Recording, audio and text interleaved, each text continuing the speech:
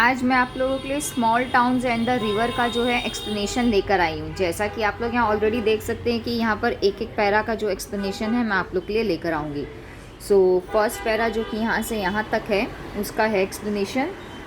The poet says that small towns always remind her of death. This is because they remain static and unchanging.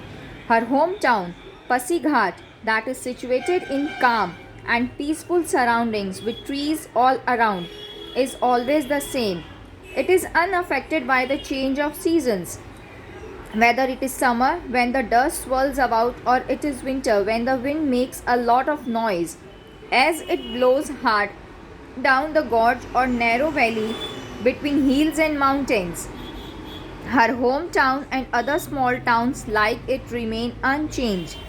The constancy that is associated with small towns contrasts with the ever moving cycle of life and death. The reference to dust flying is suggestive of the belief that when they die, human beings return to the dust from which they were created.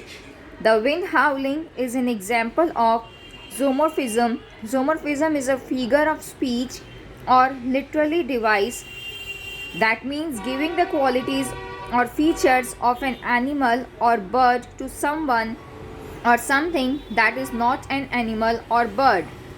Next stanza जो हमारा है वो ये वाला permanent तक. Okay, so यहाँ पर in the second stanza the poet refers to an incident that she perhaps witnessed or was a part of. The poet goes on to say that only the other day someone died in her town.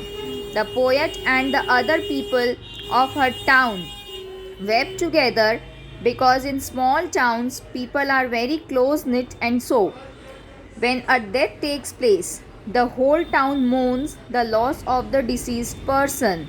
In the distressing silence, the poet and the other people of the village wept or shed tears as they looked at the wealth or circular arrangement of tuberoses that had perhaps been placed near or on the body of the deceased person as a mark of respect. As she gazes at the tuberoses, the poet is reminded of her own mortality, the quality or state of being mortal as well as that of every human being. The poet then uses the technique of repetition to emphasize the fact that the cycle of life and death is endless. When she mentions life and death together, she also uses the figure of speech called an antithesis, which means to place two contrasting situations or ideas together. Human life is temporary and short.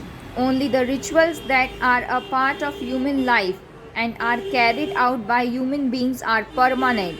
This is because rituals have been passed on from one generation to another and will continue to be passed on to future generations. In case next हमारा जो para है the river से stars तक वाला. The poet now goes on to personify the river and says that it has a soul. She mentions that the river has a soul to emphasize that just as the soul of a human being is believed to be immortal, a river is immortal. Its ever-flowing water has the trait of permanence, unlike human life, which is impermanent. Here the poet draws a contrast between the transience of human life and the eternity of nature, represented by the river. The poet wishes to emphasize that the river is a living presence that transcends or goes beyond its physical being because it has a soul. In the summer, the river carves its way through the land of a small town like a massive, unstoppable force of water that is venting its grief or extreme sorrow. The manner in which it does this can be compared with a human being whose heart is pierced with grief and who pours out their grief in a storm of emotion. The river mirrors the pain and grief that is associated with death. The river experiences grief and pain perhaps because the excessive summer heat causes a decrease in the flow of its water. What worsens its plight and further disrupts its flow is the fact that it has been sullied by contaminants and pollutants.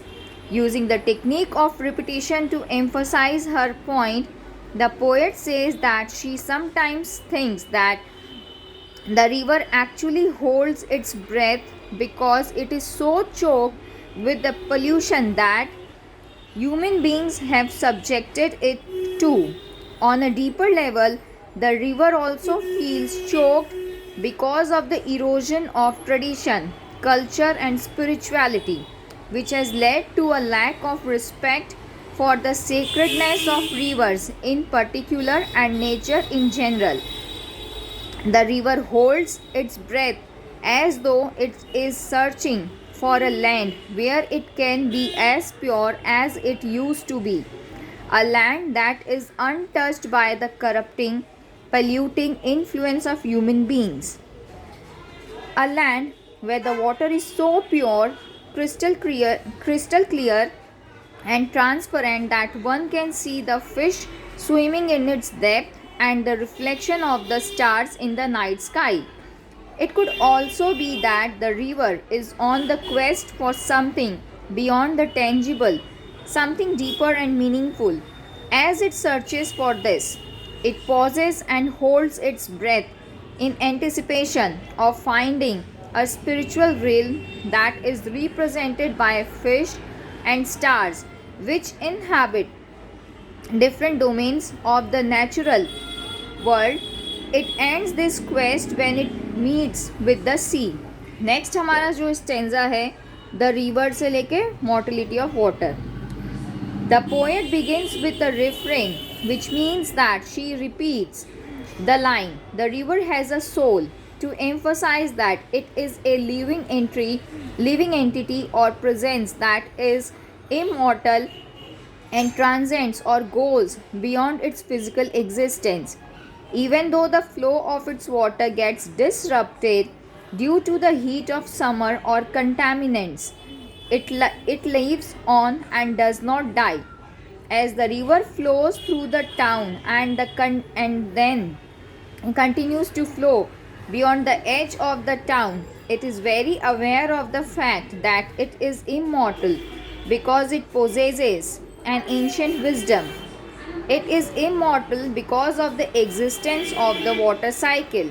The water cycle ensures that the water in the river evaporates into water vapor, condenses to form clouds, precipitates, and then returns to the earth and the river in the form of rain and snow.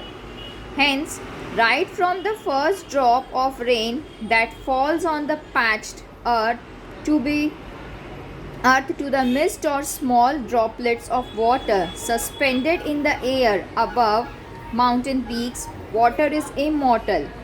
Its form changes, but it never ceases to exist. It lives on, and the river is well aware of this immortal nature of water. Immortal nature of water. While the water in the river is permanent in the sense that it does not die, it does keep moving and flowing. Hence, the poet again draws a contrast between the static nature of small towns and the ever-moving nature of a river.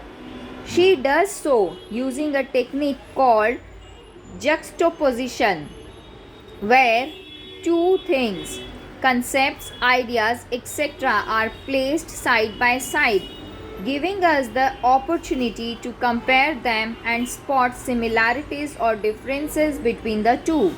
The ever-flowing river flowing through the stagnant town is a form of juxtaposition because we are able to compare the two and spot how different they are from each other. One is ever flowing and immortal, the other is stagnant, static, immovable and unchanging. Next हमारा जो para है वो shrine से सन तक है. In this stanza, the poet reminisces her happy childhood days. She says that fond, happy memories serve as a shrine or sacred place that represents one's childhood days. The word shrine, which is associated with a sacred place devoted to someone who is revered or respected, has been used here to emphasize that childhood, which marks the dawn of life, is associated with purity of the heart and soul. The happy carefree days of childhood experienced by the residents of small towns soon come to an end when they attain adulthood. Their days are then fraught with anxiety and worry regarding what sort of a future lies ahead for them. They also worry about the threat to the natural beauty of their towns and the threat to survival faced by their traditions, customs, and rituals because of the insidious impact of modernization. The poet then refers to a custom practiced by people in the northeast in accordance with which they place the body of a deceased person in such a way that the head points to the west. This is symbolic of death or the end of a life. It is also symbolic of the dying of certain traditions and rituals that people in small towns have stopped observing. It is believed by the communities that when the soul leaves the body and rises upwards, it walks to the eastern sky where the sun rises and then enters the house of the sun. This is symbolic of a new beginning for the soul. It enters heaven or an altar free or an afterlife where it finds ultimate peace and immortality. This belief, held by several communities in small towns, helps them to deal with the anxiety that they have about the future for themselves and their youth. This stanza therefore refers to the inevitable endless cycle of day and night, of life and death. It also emphasizes the belief that anxiety about the future in small towns is lessened by the thought that eventually the soul will find its way to heaven or an afterlife where it will find true peace. It will no longer know anxiety or worry when this happens. Next हमारी ये 3 line का explanation. In this stanza that is more positive and optimistic in its tone than the previous stanzas. The poet now mentions the bamboo plant, perhaps because it grows abundantly in Arunachal Pradesh, where the poet hails from, referring to a single bamboo plant or to an entire bamboo grove. She says it is cool. This is because bamboo has a special quality of being able to cool the surrounding air. It acts as a natural air conditioning. When needed, this bamboo that cools the surrounding air can be revived or restored to good health by exposing it to the warmth of adequate sunlight. If we regard the bamboo as a metaphor for the human body and sunlight as symbolic of the soul, the above lines could mean that it is the soul that gives the human body life, meaning and purpose. Through this stanza, the poet emphasizes that life is precious and meaningful. Last अब हमारी ये 2 line का explanation.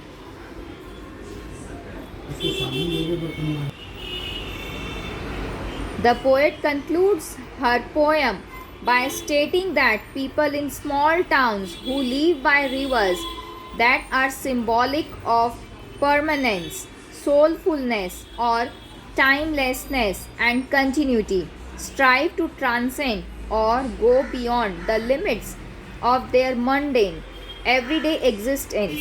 They wish to eventually form a close connection with the divine spiritual power, if not in their present lives, then in the afterlife that is to come after death.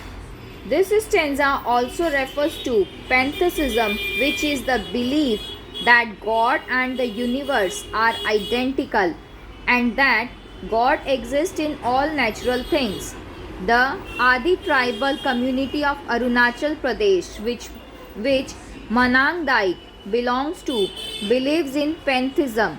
They worship in the forces of nature because they believe that the world of nature is alive with spirits.